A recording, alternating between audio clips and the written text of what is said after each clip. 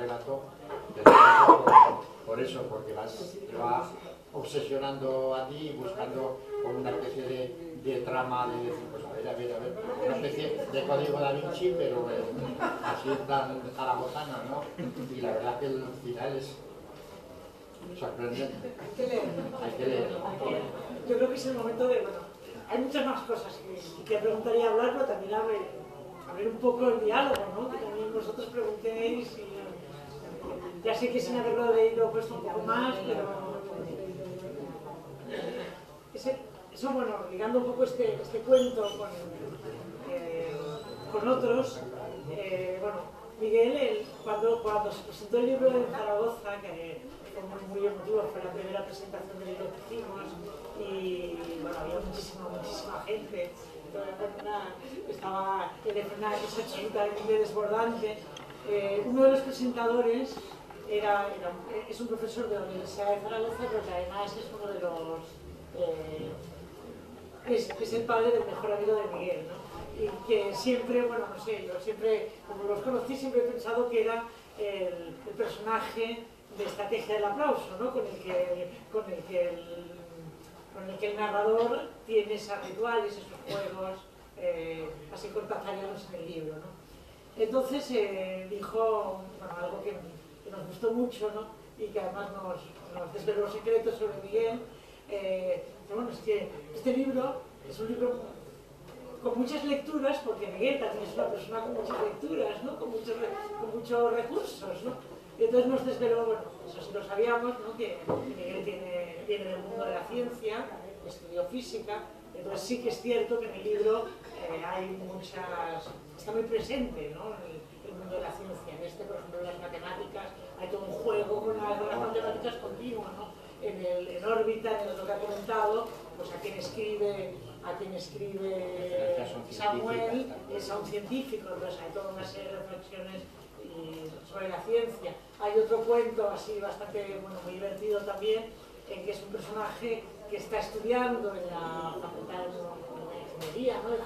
Y que pone los dedos para lucirse delante de una chica en los enchufes y se muere, y entonces habla y se convierte en un anuncio, ¿no? Y entonces habla de anuncio.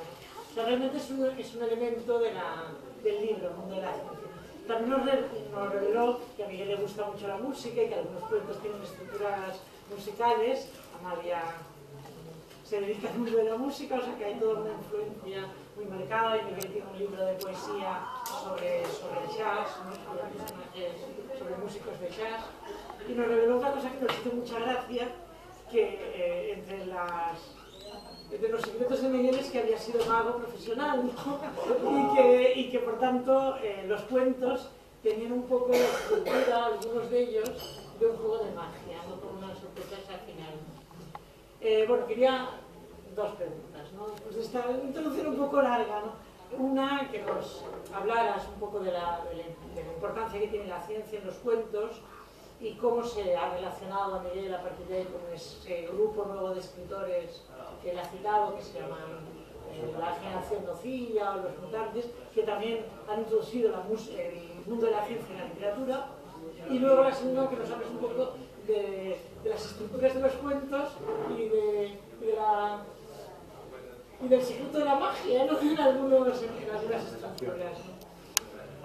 Bueno, lo de la ciencia, si estudio ciencias físicas, es casi como una maldición, tiene que aparecer la ciencia en el libro, porque yo pasé muchos años en la Facultad de Ciencias de Zaragoza. Y no sé, yo creo que la relación con estos escritores que también tienen formación científica es generacional, ¿no? Que tiene que ver con la formación científica, pero más con el mundo en el que vivimos es el mismo. Es imposible remediarlo. Tampoco... Yo creo que mis relatos están más cerca de la tradición literaria que de las cosas científicas.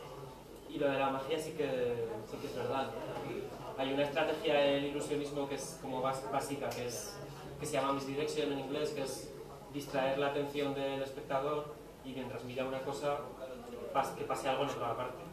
Entonces yo creo que en los relatos hay mucho de eso, ¿no? Que es intentar que el lector crea que el relato va a ir por un sitio y mientras ir preparando un final distinto. Sorprendente, enigmático. O sea, también hay cuentos, hemos hablado de la música, por ejemplo en Sundance Blue, que hay toda una banda sonora, ¿no?, del cuento, ¿no?, que cuando leímos con mis alumnos ese libro lo hicimos, ¿no?, y las canciones que se citaban en el cuento. La música dura muchas veces, usa muchas veces recursos de música de usa mucha banda musical de la época dentro de para contextualizar más de la vida lo que están hablando en ese momento. Bueno, no sé, pues tampoco queremos cansar, o sea, no sé.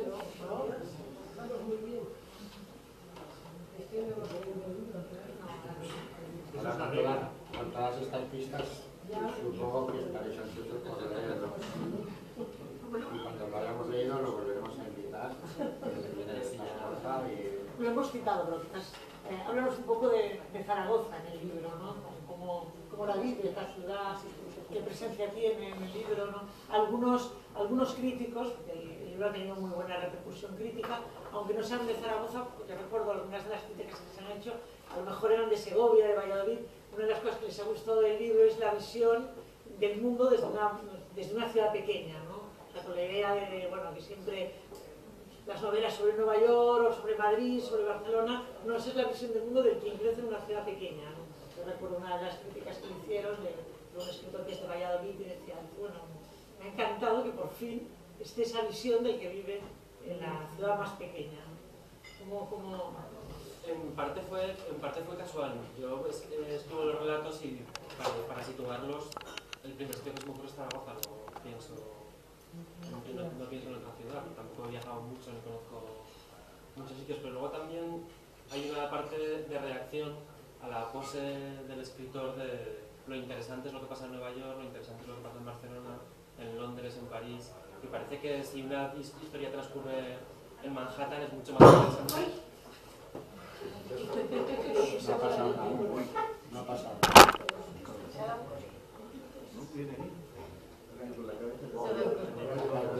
No llora ni nada.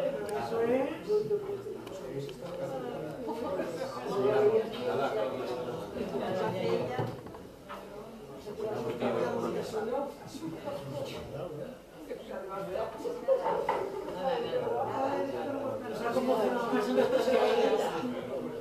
Bueno, pues básicamente eso, ¿no? Que me parece un eslopismo absurdo creer que una historia que transcurre en Manhattan es más interesante que una que transcurre en Castelló, o no tiene ningún sentido. Me parece que simplemente que de cara a la publicidad, pues una novela que tiene el título Nueva York o Manhattan ya es más interesante y no me parece un falso. Hablando de localización, aquí no te habrán invitado a presentar una sección de libros del Corte Inglés. Supongo el libro, ¿no? No, es algo que aparece leyendo en los relatos. ¿Es en serio o es también un juego? Es un juego. Pero bueno, la de la sección de libros del Corte Inglés es verdad que muchas veces me he llevado sorpresas de encontrarte libros de autores españoles como autores italianos que no lo ponen demasiado interesante. Cuando lo leímos con mis alumnos, algunos buscaron en internet si esa presentación habla de una presentación en el Corte Inglés de Bryce Echenique. Si ese día Bryce Echenique había estado en Zaragoza presentando el libro, ¿no? Por esa historia de que había de verdad, que había de ficción en los libros. Y hablando un poco de ese tema, ese es otro tema del libro, ¿no? Que creo que aparece, por lo menos en dos cuentos, con perspectivas distintas. Las relaciones entre la vida y la literatura, ¿no? En este cuento, que se llama Zaragoza, es un cuento que tiene forma de carta, se llama Zaragoza a 8 de noviembre de 2002. Bueno, ya veis que Miguel es aficionado a escribir escritores. Cuando era joven era aficionado a escribir escritores. Y en eso trata de un muchacho que le escribe a un escritor peruano, Bryce Echenique, para pedirle que le ayude en sus problemas sentimentales con su novia, ¿no? Porque su novia es una gran lectora de Bryce Echenique y está en un momento depresivo y él piensa que sí, que se le escribe Bryce Echenique pasa. Y luego hay otro distinto en que es un escritor, se les gustó también mucho a los jóvenes, se llama Es solo del amor que del veneno, es un escritor que les... No tendría que explicarlo, yo de ver el cuento, ¿no? Es que eso se sabe al final, ¿no? Pero bueno, no explico el argumento para no revelar el cuento, pero trata de un escritor que quiere experimentar con la vida para escribir, ¿no? Que quiere experimentar con la vida y con los seres humanos para tener materia que alimente su novela o su escritura, ¿no? Entonces, ¿cómo ves tú este tema de las relaciones? O sea, ¿tiene derecho alguien a pedirle a un escritor que le escriba, que le ayude a solucionar sus problemas de vida, aunque si lo miras mucho? Bueno, yo creo que no, que la intimidad es algo sagrado.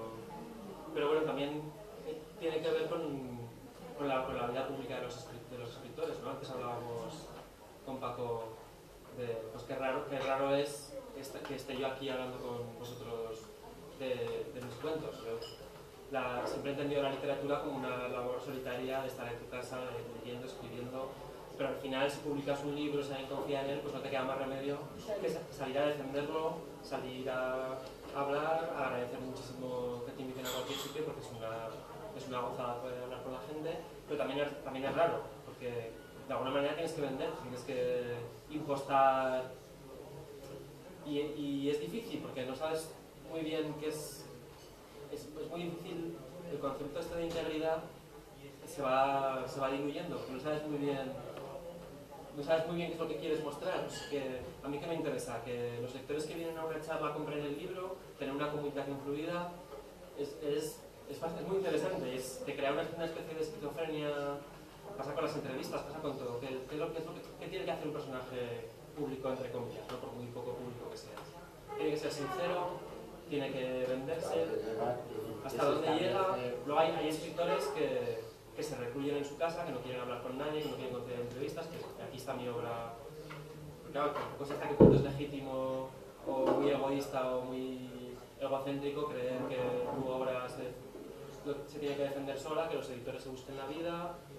No sé, es raro, ¿no? Me parece que me estoy desviando un poco de la pregunta, pero lo cuento porque es algo que me interesa especialmente, ¿no? ¿Qué hacemos aquí? ¿Es una representación? Que es raro. Pero que estoy encantado, yo me lo paso muy bien, he visitado muchos sitios gracias a Paco y a Olga y el libro, pero es verdad que a veces te crea un conflicto, ¿no? Como escritor piensas lo que tendría que hacer es estar en casa escribiendo y es algo extraño. Como mínimo. La opción Salinger, claro, para eso tienes que ser Salinger y no hay muchos.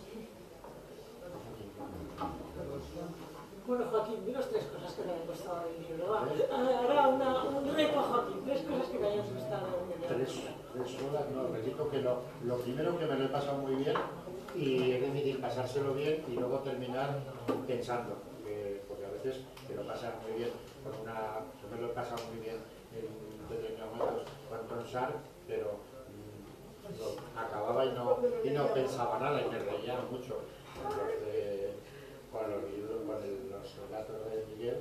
Me lo he pasado bien, se me ha arrancado la sonrisa, me he reído y he pensado, ¿no? Me ha hecho pensar. Entonces, luego está esa situación en Últimas Señales, que es uno de los relatos que a mí me han gustado mucho porque quizá reflejan mucho lo que muchas veces hemos vivido, ¿no? A mí sobre todo me he acordado de esas cenas y comidas de Navidad familiares que maldita la gracia que te hace falta, que te hace porque a lo mejor porque te tienes que llevar muy bien con la familia, tampoco es llevar bien con quien te lleva, pero tenías que comer, cenar obligatoriamente para fiestas y para Navidades.